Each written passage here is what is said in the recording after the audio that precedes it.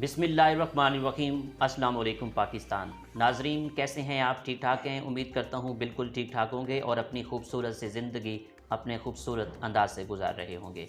नाजरीन, जैसा कि आप सब जानते हैं कि मैं आप लोगों के लिए आज की शख्सियत प्रोग्राम लेकर आया करता हूँ। आज मैं the Islamia university of Bahawalpur में मौजूद हूँ। आज मैं आपको जिस शख्सियत का तारुफ़ करवाने जा रहा हूँ, प्रोफेसर डॉक्टर रुबीना रफ़ीक साहिबा हमारे साथ मौजूद हैं। शोबा उर्दू इकबालियात की सीनियर उस्ताद, मुमताज़ मुहक्किक और नकाद हैं। आप इस वक्त इस्लामिया यूनिवर्सिटी बहावलपुर की सीनियर तरीन उस्ताद हैं। इस वक्त बतौर सदर शोबा उर्दू खिदमत अंजाम दे रही हैं। आप खूबसूरत शख्सियत की मालिक हैं और गुफ्तगू का गैर मामूली हुनर रखती हैं। आज आपसे उर्दू डिपार्टमेंट के हवाले से बात करेंगे, द इस्लामिया यूनिवर्सिटी बहावलपुर की डेवलपमेंट के हवाले से बात करेंगे और उर्दू डिपार्टमेंट में कितना फैकल्टी मेंबर हैं, कितना पीएचडी लोग पढ़ा रहे हैं, कितना एमफिल पढ़ा रहे हैं, ये सारी बातें आज हम डॉक्टर रुबीना रफ़ीक साहिबा से डिस्कस करेंगे। अस्सलाम वालेकुम मैडम। वालेकुम अस्सलाम। कैसे मैडम, हैं? मैं ठीक हूँ। मैडम, आप कैसी हैं? अल्हम्दुलिल्लाह बिल्कुल खैरियत। मैडम, सबसे पहले तो बहुत शुक्रिया, आपने हमें कीमती टाइम दिया। आपका शुक्रिया। मैडम, अगर हम तालीम के हवाले से बात करें तो आपने अपनी इब्तदाई तालीम कहाँ से हासिल की और आपका तालीमी सफ़र कैसे रहा? मैं मुल्तान में पैदा हुई, वहीं पली बढ़ी। इब्तदाई तालीम और रस्मी तालीम का सारा सफ़र वहीं तय किया। Matric government girls high school हरम गेट से बीए तक की तालीम गवर्नमेंट डिग्री कॉलेज बराए ख़वातीन से, जो अब वुमेन यूनिवर्सिटी का दर्जा इख्तियार कर चुकी है, और एमए मैंने किया बहाउद्दीन ज़िक्रिया यूनिवर्सिटी मुल्तान से। और ये सारा सफ़र बहुत खुशगवार रहा और साथ साथ खुशकिस्मती से मुझे हर मरहले पर ऐसे असातिज़ा मैसर आए जिनसे मैंने बहुत कुछ सीखा। और अब जो कुछ भी मैं हूँ या जो ज़ाहिरी अचीवमेंट्स मेरी हैं, मेरे असातिज़ा की बदौलत है। और पीएचडी हम उन ज़मानों के हैं जब एमफिल नहीं होता था, तो पीएचडी मैंने द इस्लामिया यूनिवर्सिटी बहावलपुर से डॉक्टर अकीला शाहीन की ज़ेर निगरानी किया। मैडम, आपका पीएचडी का थीसिस किस मौजू पर था? जी, मुमताज़ मुफ्ती अहवाल व आसार मेरा पीएचडी के थीसिस का उन्वान था। और मुमताज़ मुफ्ती की जो जितनी अदबी जिहात हैं सब पर मेरा काम है। आपके रिसर्च आर्टिकल कितने पब्लिश हो चुके हैं? एक्चुअल तादाद तो मुझे बहुत याद ज़्यादा नहीं है, लेकिन 30 से ज़्यादा हैं। मुख्तलिफ, यानी इसमें कोई 25 के लगभग तो HEC अप्रूव जर्नल्स में हैं, और इसके अलावा दीगर जो नेशनल और इंटरनेशनल सतह के जो रसाइल या मैगज़ीन हैं उनमें शाया हो चुकी हैं। अच्छा मैडम, इस्लामिया यूनिवर्सिटी बहावलपुर का तजर्बा मुजमई तौर पर कैसा रहा गुज़िश्ता तिहाइयों 3 दहाइयों से? तो मैं चाहूँगा कि यूनिवर्सिटी में जो तजर्बा रहा है तो आप डिटेल से गाइड कीजिएगा। 3 दहाइयों से ज़्यादा अरसा यहाँ पर मौजूद रहने का मतलब आप जानते ही होंगे कि नहायत अच्छा खुशगवार रहा। मैं अपने लड़कपन में, उसको मैं लड़कपन ही कहूँगी, नौजवानी के दिनों में यहाँ आई थी। तो मैंने अपनी यानी अपनी नौजवानी का, अपनी जो है अधेड़ उम्री कह लें तक का जो सारा सफ़र है, 3 मरहले होते हैं हर शख्स की ज़िंदगी में, तीनों यहीं गुजारे। और तीनों मरहलों के हवाले से मेरा तजर्बा बहुत अच्छा रहा। जब मैं जूनियर मोस्ट थी तो मेरे सीनियर्स बहुत अच्छे थे, उनसे मैंने बहुत कुछ सीखा। जब मैं उस मकाम पर आई कि एक तरफ मेरे सीनियर्स थे और एक तरफ मेरे जूनियर्स थे, जिसे मजाक में मैं कहा करती थी कि ना मैं 3 में हूँ ना 13 में, तो सीनियर्स उस वक्त भी मौजूद थे मेरी रहनुमाई के लिए, और जूनियर्स जितने आए वो भी खुशकिस्मती से इतने अच्छे लोग थे कि हमारा शोबा मेरे लिए हमेशा उतना ही मोहतरम और उतना ही मुझे अज़ीज़ रहा जिस तरह किसी को कोई अपना घर अज़ीज़ और उसके लिए मोहतरम हो। मैडम माशाल्लाह, आप उर्दू अदब की बात करें तो उर्दू अदब की एक्सपर्ट हैं, तो उर्दू ज़ुबान के मुस्तकबिल पर रोशनी डालिए कुछ। सबसे पहले तो मैं तालिब इल्म हूँ, एक्सपर्ट नहीं हूँ। मैं आज भी अपने आप को उर्दू ज़ुबान और अदब का तालिब इल्म समझती। میرے اساتذہ اللہ تعالیٰ انہیں عمر دراز عطا فرمائے، آج بھی میری رہنمائی کے لیے موجود ہیں۔ اردو زبان کا مستقبل روشن ہے، کیونکہ اردو زبان میں بذات خود ایک ایسی لچک اور ایک ایسی جذب و قبول کی صلاحیت ہے کہ اس نے آگے چل کر بھی زندہ رہنا ہے، اور جن زبانوں میں یہ لچک موجود ہوتی ہے، جو ٹھہرے پانی کی شکل اختیار نہیں کرتی، وہ کبھی نہیں مرتی۔ اور جہاں تک یہ تعلق ہے کہ ادب کے حوالے سے اگر آپ پوچھیں گے تو مجھے بڑی خوشی ہے کہ کچھ عرصہ پہلے تک ہماری سوسائٹی میں جو آرٹ اور ادب کے حوالے سے ایک جمود تھا، ایک سکوت تھا، کافی حد تک اس کو آپ مردنی بھی کہہ سکتے ہیں، وہ تھی ایکسیپٹنس کے حوالے سے، لکھنے والوں کے حوالے سے نہیں، ایکسیپٹنس کے حوالے سے وہ آہستہ آہستہ تحلیل ہو رہی ہے۔ اب لوگوں کے اندر ایک یہ شعور بھی اور یہ آگہی بھی جو ہے کہ شعور جاگنا ان کا شروع ہوا ہے کہ اچھے ترقی یافتہ اور مثبت معاشروں کے لیے ادب اور آرٹ نہایت ضروری ہوتے ہیں۔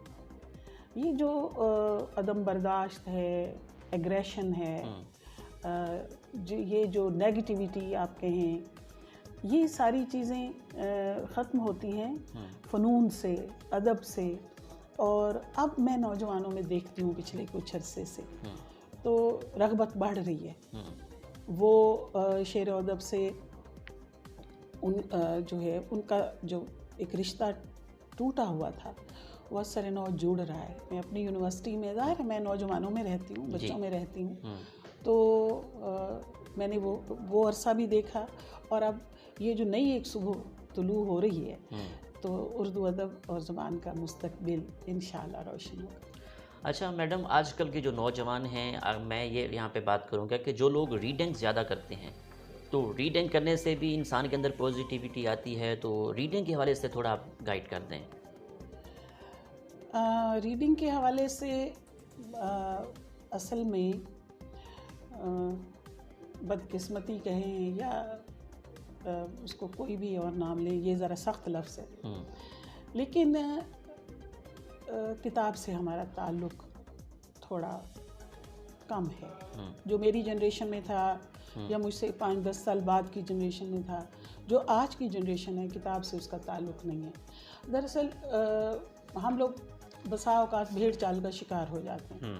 میں انفارمیشن ٹیکنالوجی یا کمپیوٹر کی یا ان کی مخالف نہیں ہوں، میں خود ان کو بہت سارے حوالوں سے پسند بھی کرتی ہوں، استعمال بھی کرتی ہوں، اور میں ان کی افادیت سے بھی واقف ہوں۔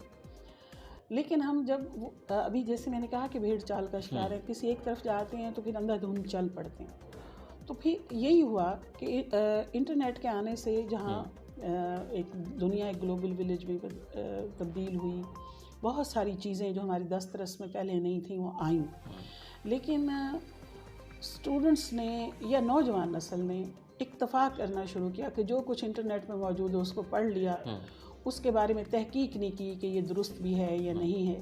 جیسے آپ بھی جانتے ہیں کہ ہمارے بڑے شعراء سے، بڑے ادیبوں سے بہت ساری چیزیں وابستہ ہو گئیں جو انہوں نے لکھی نہیں تھی، اور طالب علم ان کو صحیح سمجھتا ہے۔ تو کتاب پڑھنے سے، ریڈنگ سے، میں یہ کہتی ہوں کہ کتاب کو ہاتھ میں رکھنے سے جتنی تشفی آپ کو ہوتی ہے، کیونکہ وہ اتھینٹک ہوتی ہے، آپ جو چیز پڑھتے ہیں، جو چیز اس کو دیکھتے ہیں، تو اس کو وہ آپ کے سامنے سے گزری ہوتی ہے، اور یہ میں یہ سمجھتی ہوں کہ یہ تجربہ لفظوں میں بیان نہیں کیا جا سکتا، اس کو تجربہ کیا جا سکتا ہے کہ آپ کو کتاب پڑھنے سے کتنا لطف ملتا ہے، کتنا سکون ملتا ہے، کتنا اطمینان اس بات کا کہ آپ کے نالج میں اضافہ ہوا ہے۔ اور کتاب، یہ جو لفظ اب آپ کو کلیشے شاید محسوس ہو کہ بہترین دوست ہے، یہ غلط نہیں ہے، آپ کی تنہائی کے ساتھ ہی ہے، آپ کے ساتھ وہ سچ مچ باتیں کرتی ہے۔ تو ابھی کچھ عرصہ پہلے کسی شاعر نے کہا تھا کہ کاغذ کی وہ مہک، وہ نشہ ٹوٹنے کو ہے۔ واہ، کیا بات ہے! کاغذ کی وہ مہک وہ نشہ ٹوٹنے کو ہے، ہاں یہ آخری صدی ہے کتابوں سے عشق کی۔ کیا کہنے میڈم، کیا کہنے، بہت تو اچھا۔ اللہ کرے یہ آخری صدی ثابت نہ ہو۔ اس میں آپ کو ایک بات بتاؤں، ہمیں اپنے بچوں کو انکریج کرنا چاہیے۔ سب سے پہلی بات تو کتابیں، اب بہت سارے ادارے ایسے ہیں جو سستی کتاب بھی چھاپتے ہیں، جو نوجوانوں کی دسترس میں ہوتی ہیں۔ ظاہر ہے ہم اجتماعی طور پر دیکھیں تو بہت امیر بچے ہمارے پاس ارد گرد نہیں ہوتے کہ جو بڑی مہنگی مہنگی کتابیں خرید سکیں۔ تو اس میں یہ ہے کہ کچھ والدین کا بھی میں یہ سمجھتی ہوں کہ فرض ہے کہ آپ اپنے بچے کی بہت چھوٹی عمر میں ریڈنگ ہیبٹس بنا سکتے ہیں۔ اخبارات یا بچوں کے جو رسائل 70 سال سے اشاعت پذیر ہو رہے ہیں، کوئی ایک آدھ ان کو دے دیں تو ان کو وہ لطف وہ بھی حاصل ہوگا جو آپ موبائل پکڑا کر بچوں کو دے دیتے ہیں کہ اس سے جو ہے وہ کھیلیں یا تو اگر کوئی چھوٹی سی کتاب، کوئی چھوٹا سا بچوں کا رسالہ، اخبار میں چھپنے والی کوئی کہانی، تو پھر ریڈنگ ہیبٹ ڈیولپ ہوگی، اور یہ ہونی چاہیے، یہ ہونی چاہیے۔ میں اس کے بہت حق میں ہوں۔ میڈم ایک تو آپ نے تھیسس لکھا ہے، آپ نے آرٹیکل لکھے ہیں، تو اس کے ہٹ کر ادب کے حوالے سے کوئی کتاب لکھی ہے آپ نے؟ اصل میں نا ایک فل ٹائم استاد ہوں۔ مجھے اپنی یہ والی شناخت اور یہ والا زیادہ پسند ہے۔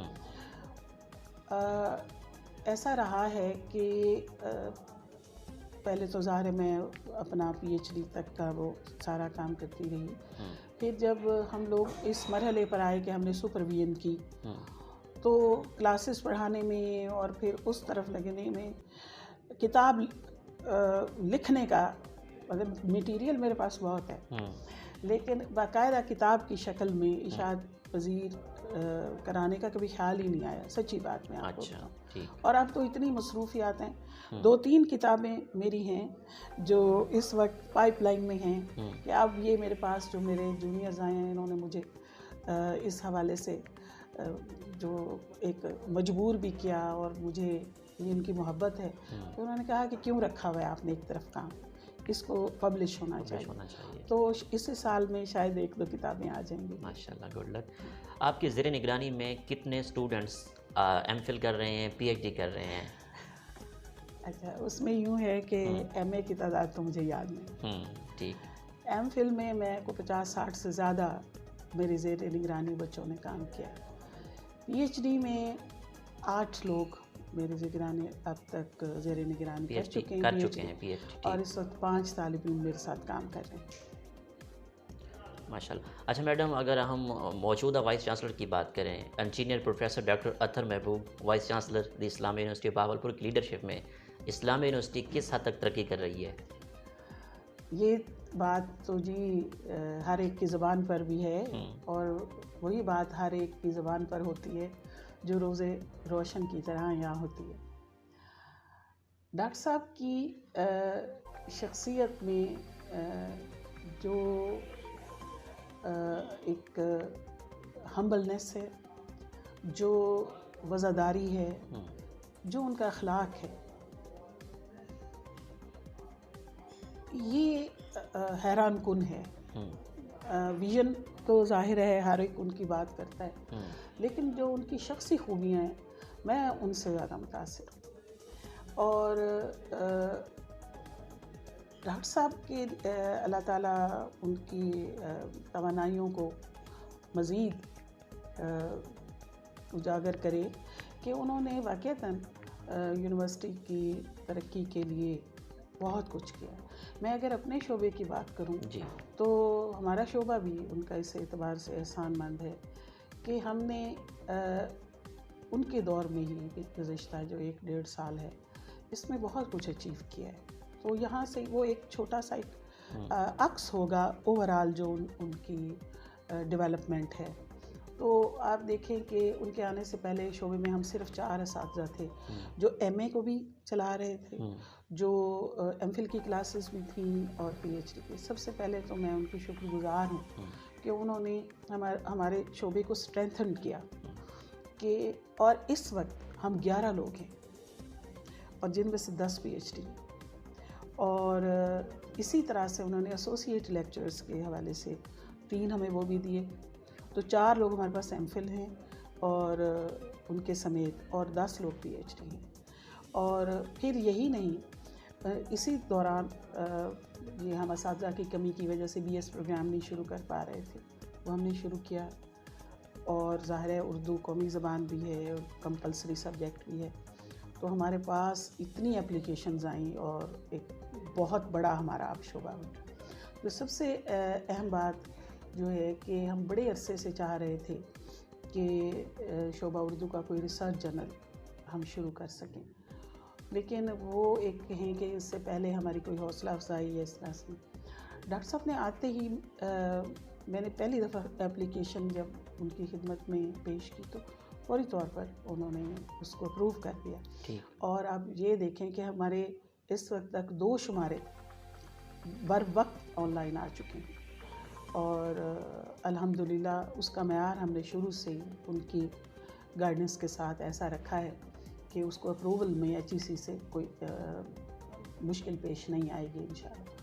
پھر جو ہم نے سیمینارز وغیرہ کرائے، لیکچرز کروائے، ایڈمیشنز ہوئے ہمارے یہاں.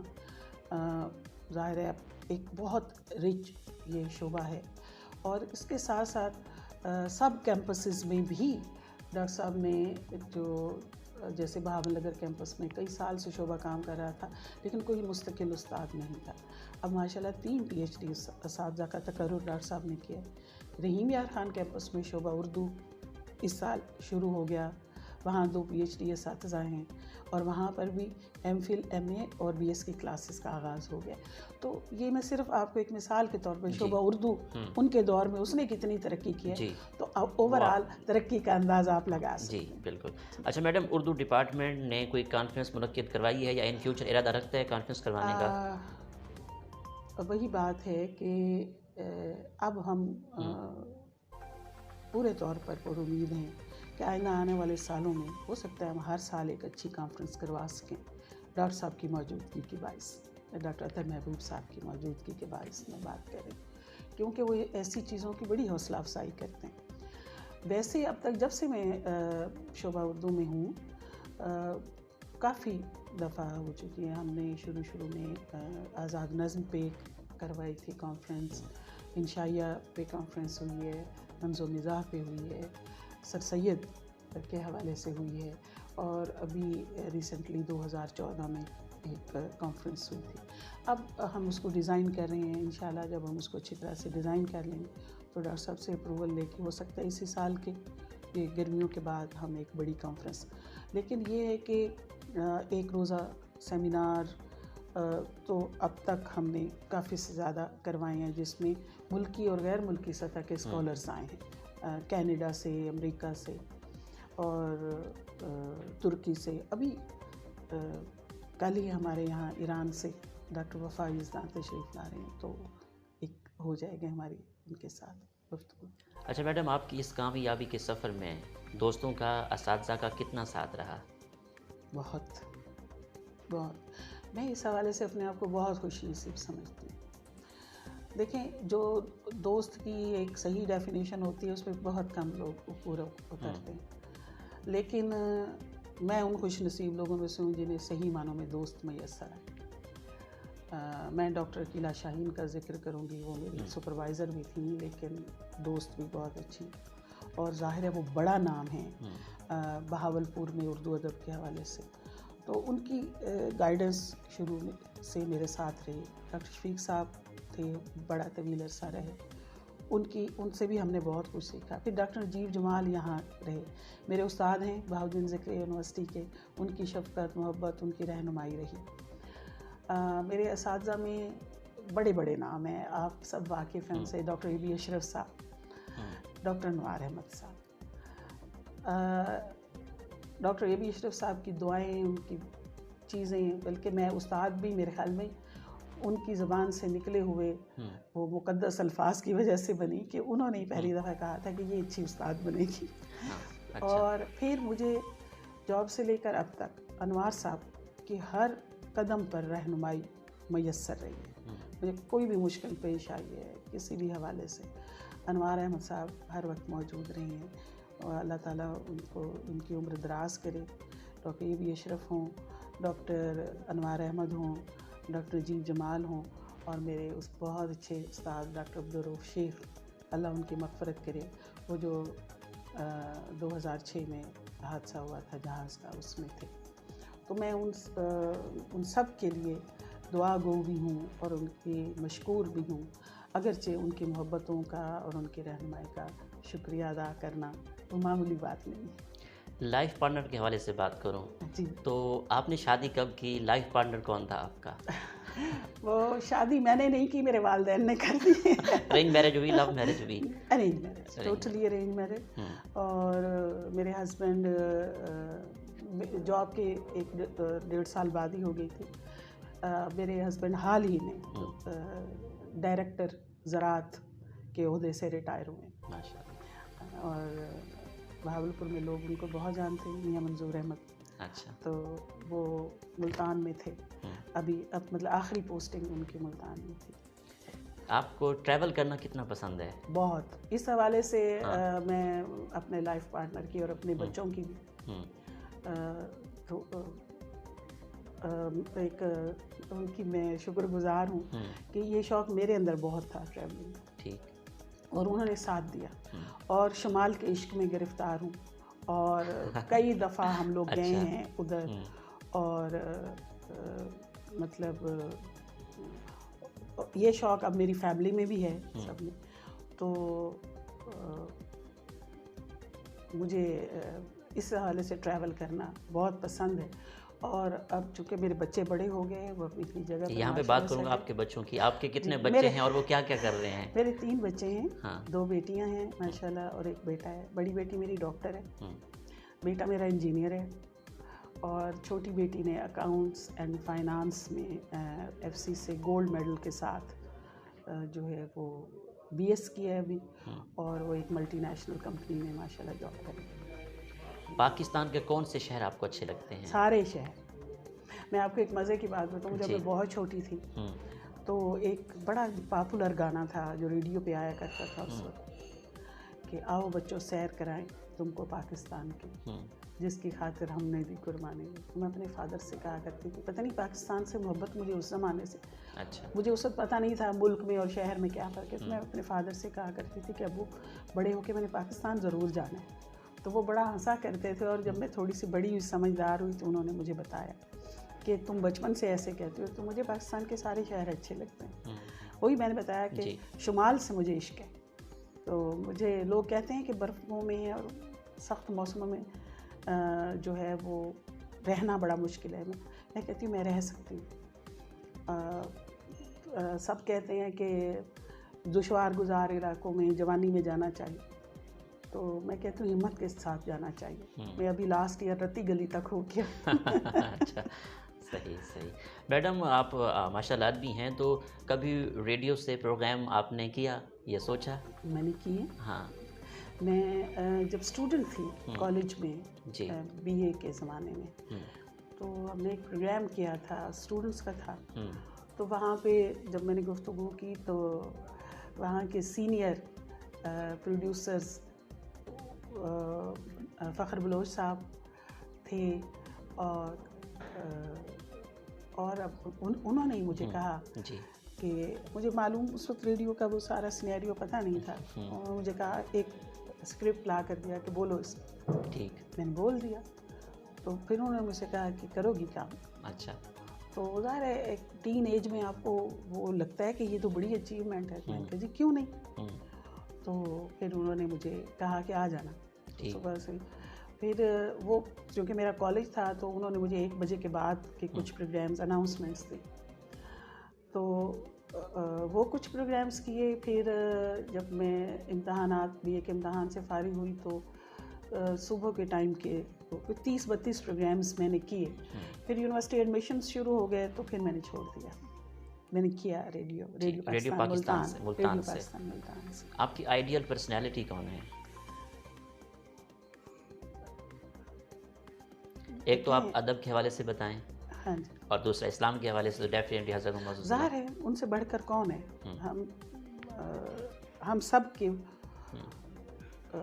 وجود کا اسبات ہیں، ان سے بڑھ کر تو کوئی نہیں.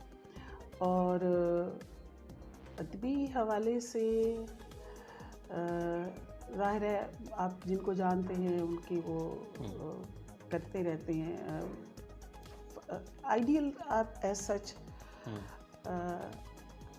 میں آئیڈیلائز اگر کرتی ہوں تو اس حوالے سے فیض صاحب کو، فیض احمد فیض شاعر کی حیثیت سے مجھے بہت پسند ہے. اور پھر ان کی شخصیت میں جو ایک دل ربائی تھی وہ شاید ہی کسی اس میں ہو. اور استاد کی حیثیت سے میرے اساتذہ میں سب استاد آئیڈیل ہیں. میں نے اور آپ جو میری پڑھانے کا طریقہ ہے اس میں سب کی خوشبو ہے. انوار صاحب کی خوشبو ہے، ڈاکٹر کیلا کی خوشبو ہے، ڈاکٹر ابی اشرف صاحب کی ہے. تو میں خود بھی جب پڑھا رہی ہوتی ہوں تو مجھے لگتا ہے کہ ان سب کے جو اثرات ہیں وہ میری شخصیت میں، میرے پڑھانے کے انداز میں وہ شامل ہو گئے ہیں. اور یہ اس حوالے سے میں اپنے آپ کو خوش نصیب بھی سمجھتی ہوں. اور مجھے ایک فخر بھی ہے کہ اللہ تعالیٰ نے مجھے ایسے زمانوں میں پیدا کیا جب یہ لوگ موجود تھے اور پڑھا رہے تھے. صحیح. کوئی میڈم شعر سنانا چاہیں آخر میں، کوئی یاد آ رہا ہو؟ بہت سارے ہیں، بہت سارے ہیں. مطلب آپ فیض صاحب کی تو مجھے خیر آدھے سے زیادہ کلام زبانی یاد ہے، لیکن نظمیں بہت سی مجھے ان کی پسند ہیں. اور ویسے بھی جو اچھا شعر کہے کوئی بھی ہو، چاہے نوجوان بھی کہیں چاہے بڑے بھی کہیں، جو بھی. تو فیض صاحب کا وہ پہلے کا قطعہ سنا دیتی ہوں آپ کو.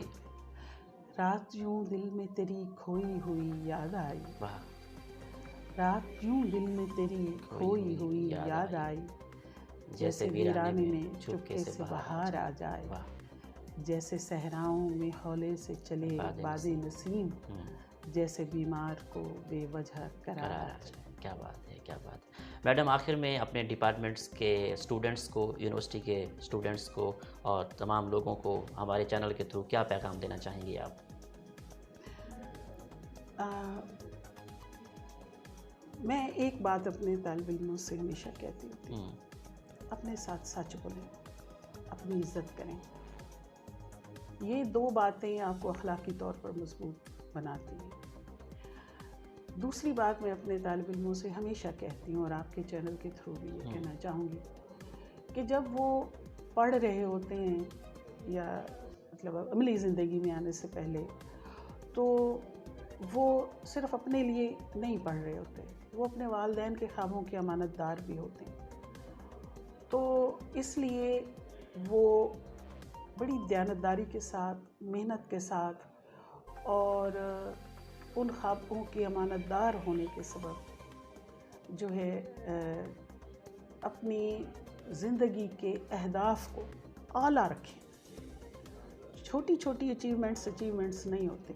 وہ جو علامہ اقبال نے کہا تھا نا کہ نگاہ بلند، تو وہ نگاہ بلند رہنی چاہیے. آپ جو ہے اگر چھوٹی چھوٹی باتوں پر ادنا سمجھوتے کریں گے تو شخصی اعتبار سے بھی کمزور ہوں گے، اور دنیاوی اعتبار سے بھی آپ کامیابیوں کا جو سلسلہ ہے اس کو برقرار نہیں رکھ پائیں گے. شخصی اعتبار سے میری مراد یہ ہے کہ انسان اپنے باطن کو مصفہ اور منزہ رکھے.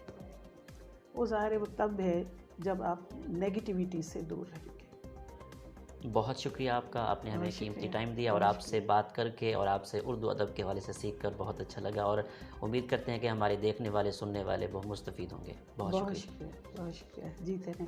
جی تو ناظرین، آپ نے آج کی شخصیت پروگرام سنا. اسی کے ساتھ اپنے میزبان احمد محمود کو اجازت دیجیے. اللہ حافظ. اللہ نگہبان. پاکستان زندہ باد.